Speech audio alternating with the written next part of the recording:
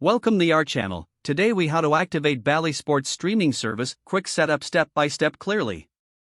To activate the Bally Sports streaming service, first, ensure you have a valid subscription. Open a web browser on your device and navigate to the Bally Sports website. Click on the sign in button located at the top right corner of the homepage. Enter your login credentials, including your email address and password. If you haven't created an account yet, select the register option to set up a new account. After logging in, look for the activate or setup option in your account settings. Select your preferred streaming device from the list provided. A unique activation code will be generated for your device. Make note of this code for the next step. Now, open a new tab and visit the activation link provided on the homepage.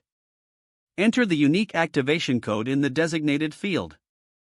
Follow the on-screen instructions to complete the activation process. Once activated, return to your streaming device. Download the Bally Sports app if you haven't already. Open the app and log in using your account credentials. You should now have full access to stream live games and content on Bally Sports. Enjoy your viewing experience. If the page does not load, refresh the browser or try again in a private or incognito window. Make sure you are using the correct email address, then retype it carefully to avoid small typos. If your password is not accepted, use the reset option and create a new strong password you can remember.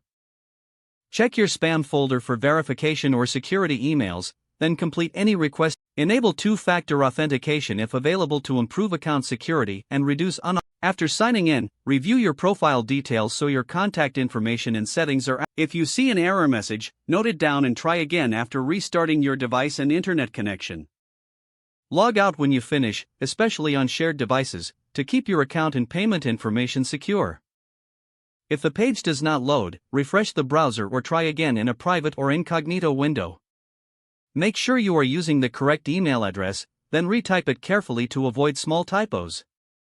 If your password is not accepted, use the reset option and create a new strong password you can remember. Don't forget to like this video and subscribe to our channel for more step-by-step tech guides.